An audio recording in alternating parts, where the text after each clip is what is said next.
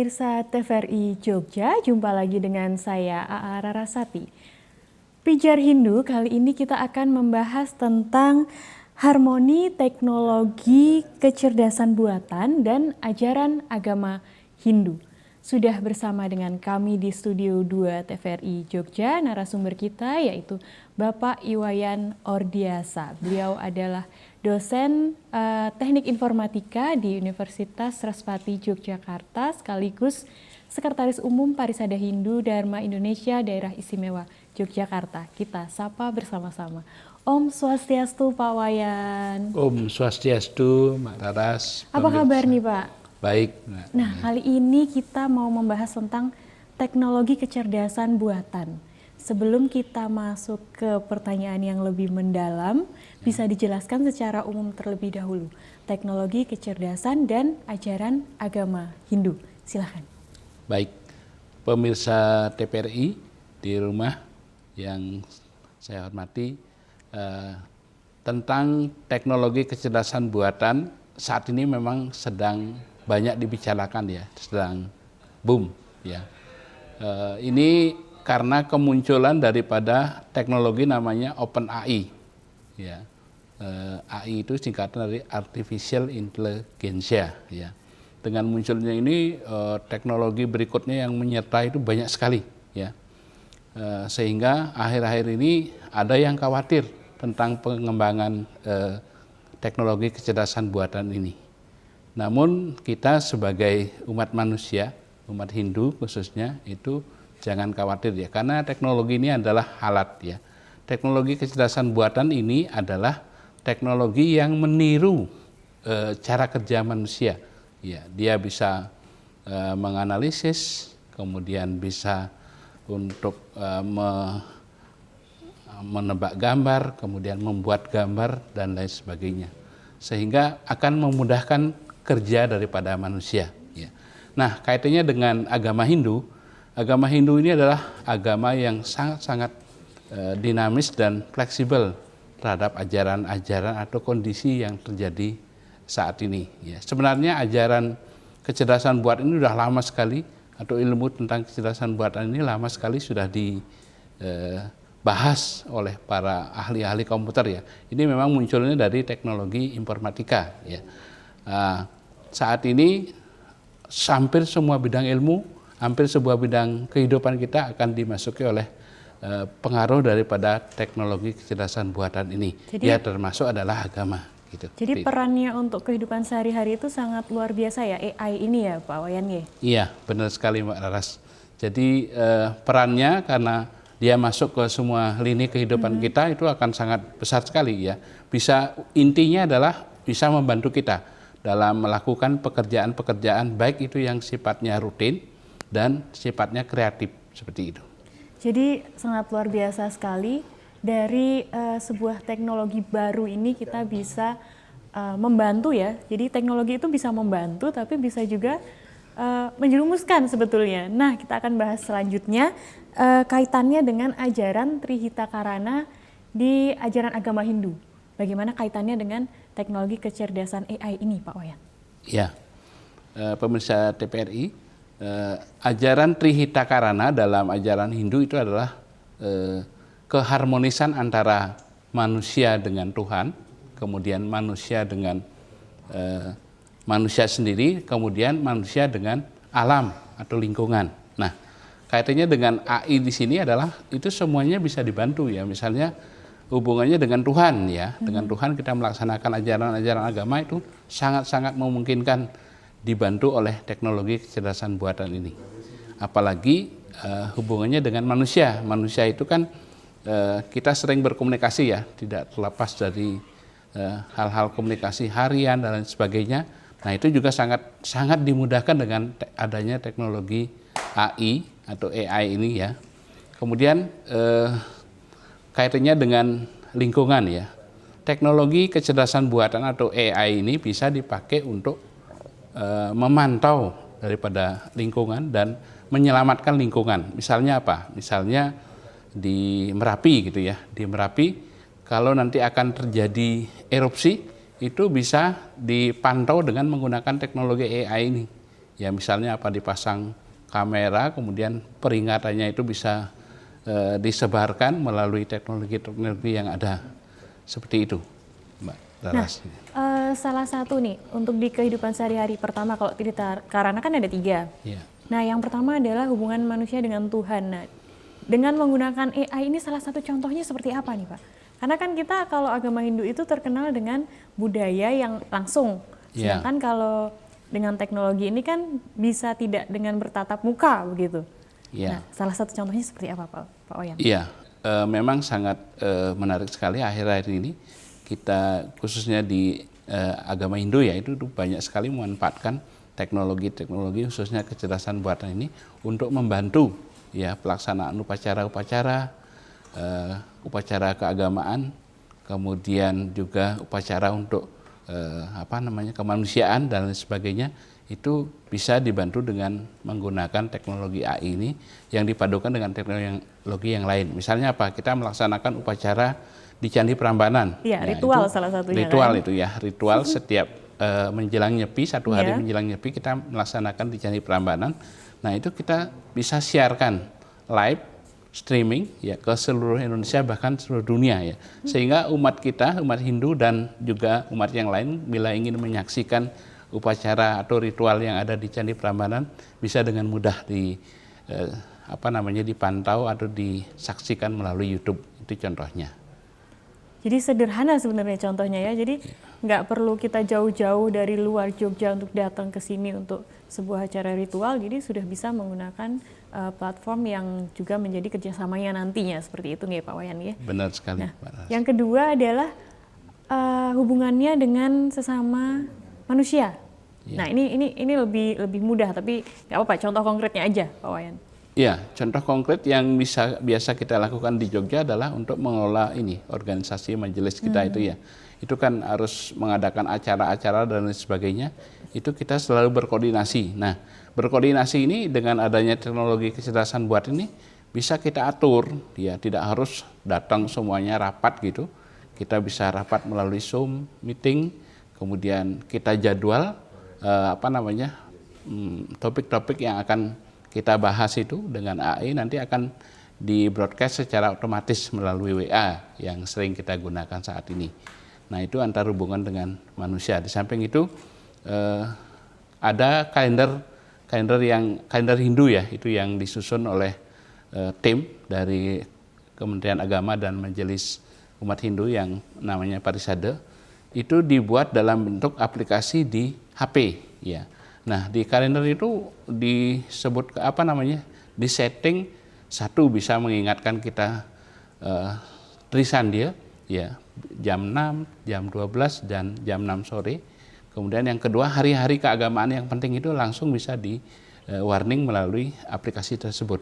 Itu contoh hubungan antar manusia ya yang sering kita gunakan seperti itu. Jadi segala sesuatunya bisa menjadi lebih sederhana ya Pak Wayan ya. Dan mengurangi penggunaan kertas, betul nggak Pak Wayan? Betul. Jadi karena semua kita sudah pegang smartphone gitu, pasti semua sudah punya, jadi bisa kita gunakan sebaik mungkin, seperti itu nggak Pak Wayan? Menghemat waktu, menghemat biaya juga, jadi banyak keuntungannya dari teknologi buatan ini. Nah, selanjutnya hubungan dengan alam itu bagaimana? Karena alam sendiri kan, alam tidak memegang teknologi Pak Wayan. Kita yang menggunakan teknologi itu untuk alam. Nah, contohnya seperti apa Pak Wayan? Iya, seperti yang saya sampaikan tadi, alam itu kan bisa kita ajak bersahabat kalau kita memperlakukan alam itu dengan baik. Nah, itulah yang ada di ajaran Trihitakarana. Ya, caranya gimana? Ya, kita kontrol alam itu. Misalnya apa? Kalau ada sebuah hutan atau sebuah pegunungan itu misalnya sering ada pencurian pohon. Nah itu bisa kita pantau dengan teknologi kecerdasan buatan dengan memanfaatkan AI ini. Ya, kita pasang CCTV di situ atau kita pasang melalui satelit ya yang sekarang internet melalui satelit itu dengan mudah kita kontrol ya sehingga tidak terjadi pencurian atau perusakan alam. Oke. Nah Pak Wayan, kita lanjut nanti lagi. Kita jeda dulu, sesaat lagi kita akan kembali. Tetap bersama kami.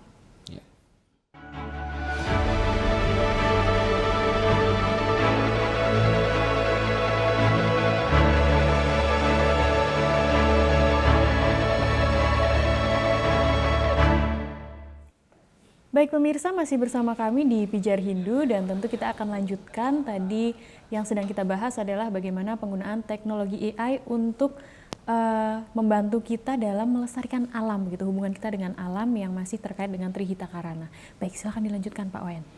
Iya, dengan alam tadi itu banyak sekali ya, termasuk misalnya pemanasan global yang akhirnya ini menjadi masalah. Ini juga bisa kita kontrol dengan menggunakan teknologi sekarang yang disebut dengan IoT. Ya, ini adalah menggunakan internet digabungkan dengan beberapa teknologi yang ada. Nah, dengan demikian bisa juga mendeteksi misalnya AC yang terlalu banyak mengeluarkan gas yang merusak ozon kita itu. Nah, itu bisa kita kontrol ya, bisa dikontrol supaya tidak terlalu mempengaruhi lapisan ozon kita, itu contohnya. Nah, kemudian yang lain misalnya apa?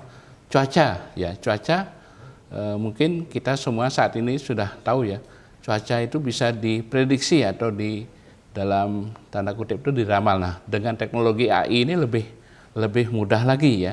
Misalnya Bapak Ibu atau pemirsa di rumah ingin mengetahui besok itu akan hujan atau tidak, itu bisa menggunakan aplikasi HP-nya menanyakan hal itu ya. Walaupun tidak tepat sekali ya, tapi paling tidak ada prediksinya. Seperti itu contoh dengan lingkungan. Baik, luar biasa sekali ya Pak Wayan. Jadi teknologi yang terbarukan ini, kecerdasan buatan ini sangat membantu kehidupan kita sehari-hari begitu. Nah, selanjutnya adalah integrasi AI dan Trihita Karana, itu masih bisa kita bahas bersama-sama, Pak Wayan. Monggo, silakan. Ya, intinya penggunaan teknologi itu harus demi kebaikan umat manusia ya. Jangan sampai merugikan salah satu pihak atau merusak alam tadi ya. Kemudian membuat hubungan antar manusia jadi nggak bagus. Nah, intinya dengan penggunaan teknologi kecerdasan buatan ini kita bisa memanfaatkan fasilitas-fasilitas yang ada untuk membuat kehidupan kita lebih baik, lebih sejahtera. Ya, itu adalah terjemahan daripada ajaran Trihita Karana. Gitu. Baik, terima kasih Pak Wayan. Jadi Trihita Karana itu masih bisa kita gunakan selamanya seperti itu. Jadi ajaran agama Hindu ini sangat fleksibilitas dan melihat masa depan begitu nih Pak Wayan. Betul sekali. Bahkan dengan kecerdasan buatan yang sekarang sudah ada, yang sekarang kita gunakan itu masih relate, masih relevan dengan ajaran agama Hindu yang sudah ada di masa lampau begitu ya Pak Wayan. Nah, selanjutnya kita akan bahas tentang etika dan penggunaan AI itu sendiri. Kan ada etika kalau kita menggunakan, kalau dulu ada etika komunikasi begitu, ada etika penggunaan sosial media atau etika dari jurnalis sendiri. Nah, etika penggunaan kecerdasan buatan ini Pak Wayan. Iya, benar sekali pemirsa TPRI di rumah. Dengan adanya penggunaan teknologi kecerdasan buatan yang luar biasa ini, kita harus ya mau tidak mau harus mengatur dalam bentuk aturan-aturan atau regulasi ya. Di samping juga etika ya, kalau etika itu kan aturan umum mungkin kurang kuat, tapi saya berharap pemerintah dalam hal ini itu menyusun aturan-aturan yang mengatur penggunaan daripada teknologi kecerdasan buatan ini, sehingga tujuan yang tadi saya sampaikan yaitu demi kesejahteraan, tidak merugikan pihak dan tidak mengganggu pihak lain, itu bisa dilaksanakan. Contoh yang sudah dibuat oleh pemerintah adalah Undang-Undang ITE. Itu tapi baru sebatas teknologi informasi, sifatnya masih umum. Karena kecerdasan buatan ini baru booming ya, saya berharap pemerintah segera menyusun regulasi yang terkait dengan teknologi kecerdasan buatan ini. Demikian. Baik, jadi dengan teknologi itu kita bisa meringankan pekerjaan sehari-hari, bisa lebih maju, tetapi ada tantangan lain yaitu etika. Karena terkadang kita dalam menggunakan sesuatu hal, karena itu baru, kita sering melupakan etika di kehidupan kita sehari-hari. Nah, itu juga sudah diatur ya Pak Ordi ya, dengan adanya undang-undang dari negara, karena negara kita adalah negara hukum. Lalu di ajaran agama Hindu juga kita mengenal adanya etika, tatwa, dan susila ya Pak Wayan, bisa digunakan sebagai dasar kita dalam kehidupan sehari-hari. Nah, selanjutnya yang terakhir adalah tantangan dan solusi. Apa tantangan terbesar dalam mengharmoniskan kecerdasan AI ini dengan ajaran agama Hindu menurut Pak Wayan? Ya, baik. Ya, karena ini tadi saya sampaikan bahwa teknologi ini masuk ke seluruh lini kehidupan manusia, maka kita juga harus menjaganya ya, jangan sampai tadi tantangannya merugikan pihak-pihak tertentu, ya, melanggar hak orang, kemudian membuat orang lain jadi sengsara dan tidak sesuai dengan ajaran Dharma tadi, ajaran etika susila yang ada di dalam ajaran Hindu itu harus kita jadikan pedoman untuk pemanfaatan daripada teknologi kecerdasan buatan ini. Sehingga dengan menggunakan teknologi kecerdasan buatan, kesejahteraan umat manusia itu bisa kita raih, ya, bisa kita dapatkan dengan aturan-aturan yang ada. Ya, saya berharap ini mudah-mudahan pemerintah segera menyusun aturan-aturan atau regulasi yang terkait dengan khusus penerapan teknologi kecerdasan buatan. Karena yang ada selama itu masih sifatnya umum, ya, tentang undang-undang ITE itu masih umum. Belum ada yang khusus mengatur tentang penggunaan teknologi kecerdasan buatan. Tapi saya memahami karena ini teknologinya baru dan ini menurut Bill Gates itu yang punya Microsoft itu akan mempengaruhi banyak sekali pekerjaan-pekerjaan yang ada di dunia ini. Ya.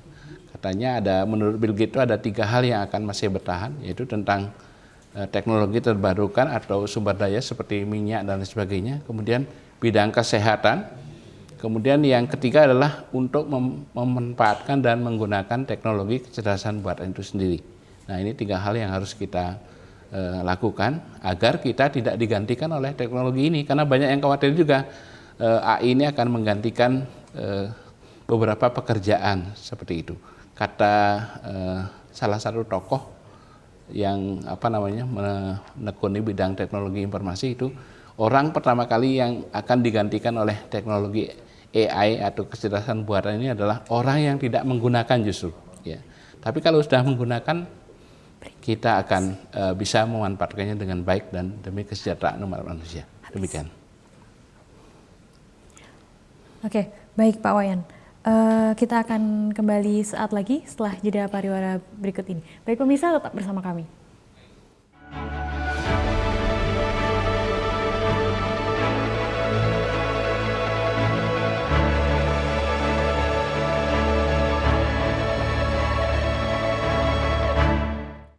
Baik pemirsa, masih bersama kami, kita masih membahas tentang kecerdasan buatan. Nah, Pak Wayan, tadi kita kan sudah bahas secara umum begitu kan, kaitannya dengan ajaran agama Hindu. Nah, sekarang adalah bagaimana anak-anak muda di lingkungan kita, di lingkungan agama Hindu itu sudah mulaikah menggunakan kecerdasan buatan ini untuk mengamalkan ajaran agama Hindu atau sudah belum? Nah, sudah adakah Pak Wayan? Iya, benar sekali Mbak Raras dan pemirsa TPRI di rumah. Dengan adanya teknologi kecerdasan buat ini sangat dekat sekali dengan generasi muda, ya. Karena generasi muda itu saat ini kan sudah terbiasa dengan menggunakan gadget, menggunakan laptop dan lain sebagainya, sehingga dia sangat dekat sekali. Nah, inilah yang kita butuhkan, ada peran ajaran agama di sini yang bisa mengarahkan generasi kita dapat memanfaatkan teknologi AI atau kecerdasan buat ini dengan baik, ya. Karena kalau tidak, itu nanti kalau salah digunakan seperti tadi disampaikan, teknologi itu punya dua sisi ya, seperti pisau bermata dua, ya. Kalau kita bisa menggunakan dengan baik, kita akan bisa memanfaatkan dengan baik. Tetapi kalau salah digunakan itu bisa merusak, ya, atau menyebabkan mengganggu masyarakat, ya, seperti itu.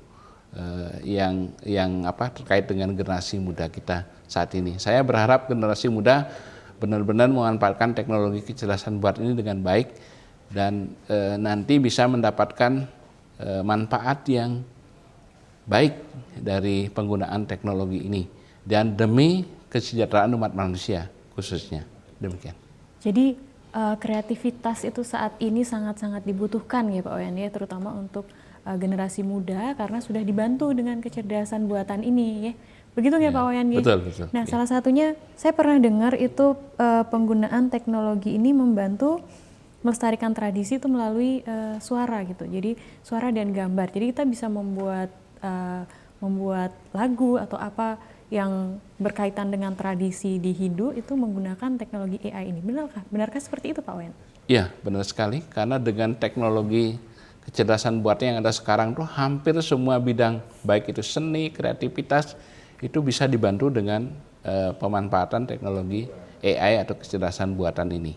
Ya, misalnya kita mau buat lagu ya, lagu tentang keagamaan gitu ya. Itu ada softwarenya ya, ada salah satunya itu yang saya sering gunakan adalah Suno ya. Suno, dengan Suno ini bisa kita tulis syairnya pun bisa ditulis, bisa minta bantuan ChatGPT namanya atau Copilot ya. Nah itu luar biasa, itu informasi sekali itu tadi. Apa Pak aplikasinya namanya? Aplikasinya Suno untuk yang lagu, kemudian untuk membuat syairnya dulu sebelum kita masukkan di Suno, itu kita bisa menggunakan ChatGPT atau Copilot. Ya, kita minta syairnya tentang misalnya masalah keagamaan Hindu, ya nanti tinggal tipe musiknya kita sesuaikan dengan musik kita. Yang ada di Indonesia bisa musik dangdut, bisa musik pop, rock dan lain sebagainya. Nah, itulah teknologi ya, mudah sekali. Dalam hitungan menit kita bisa membuatkan lagu ya, membuatkan lagu-lagu keagamaan dan lain sebagainya. Itu yang terjadi sekarang. Demikian juga untuk film-film ya. Film video itu sangat mungkin cerita-cerita keagamaan, sejarah-sejarah agama Hindu yang terjadi dulu itu sangat mudah sekali dibuat sekarang ya. Sebentar lagi akan ada teknologi namanya Sora. Nah, itu apa itu Pak? Itu pengembangan daripada teknologi ChatGPT ya. Sora ini akan mengancam nanti artis-artis film ya yang ada di ini, yang sudah mulai demo itu di Hollywood ya. Karena tidak perlu syuting, tidak perlu banyak memanfaatkan orang gitu, cukup diketikkan teksnya, filmnya langsung jadi.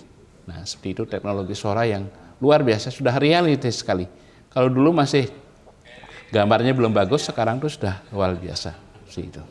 Jadi memudahkan sekali ya. Jadi ini sebenarnya ada dua sisi begitu. Peran dari kecerdasan teknologi ini juga bisa mengancam pekerjaan dari manusia, Pak Wayan. Iya. Ya, salah satunya yang teman-teman berada di bidang seni karena sudah bisa tergantikan dengan AI ini sendiri. Membuat karya lagu, membuat karya film itu sudah tidak lagi perlu menggunakan syuting yang dengan waktu yang dengan sangat panjang begitu. Dengan istilahnya dengan menggunakan satu software saja kita bisa membuat ide kreatif begitu ya Pak Wayan ya. Iya, benar sekali ya, karena dengan adanya beragam teknologi kecerdasan buatan yang sekarang di-share di internet itu sangat-sangat memudahkan sekali ya dalam kita membuat cerita video, membuat misalnya tari gitu ya, tari pun bisa ya, bisa musik dan lain sebagainya bisa kita manfaatkan dengan baik menggunakan teknologi kecerdasan buatan ini ya, seperti itu. Jadi selain kita harus mempelajari dasar dari ilmunya itu sendiri, kita juga harus melek istilahnya dengan teknologi begitu nih Pak Wayan ya. Iya. Nah, juga menggunakannya dengan cara yang bijak. Jadi kita diuntungkan dengan adanya kecerdasan teknologi baru ini, tapi tidak juga merugikan sektor pekerjaan yang ada begitu nih Pak Wayan ya. Nah, baik pemirsa, sepertinya sudah cukup kita mendapatkan banyak ilmu dari Pak Wayan Nordie. Tadi sudah ada beberapa juga aplikasi yang dikenalkan oleh Pak Wayan ya, untuk kita semua bisa digunakan untuk membantu kebutuhan sehari-hari atau pekerjaan kita sehari-hari. Pak Wayan, terima kasih sekali sudah berbagi bersama kami. Semoga nanti di lain kesempatan bisa bertemu lagi, bisa berdiskusi lagi. Baik pemirsa Pijar Hindu TVRI Jogja dimanapun Anda berada, saya Arasati beserta kerabat kerja yang bertugas mohon pamit undur diri. Terima kasih sudah setia bersama kami di TVRI Jogja dan terus saksikan Pijar Hindu hanya di TVRI Jogja. Kita tutup bersama-sama perjumpaan kita kali ini dengan Parama Santi. Om Santi Santi Santi Om.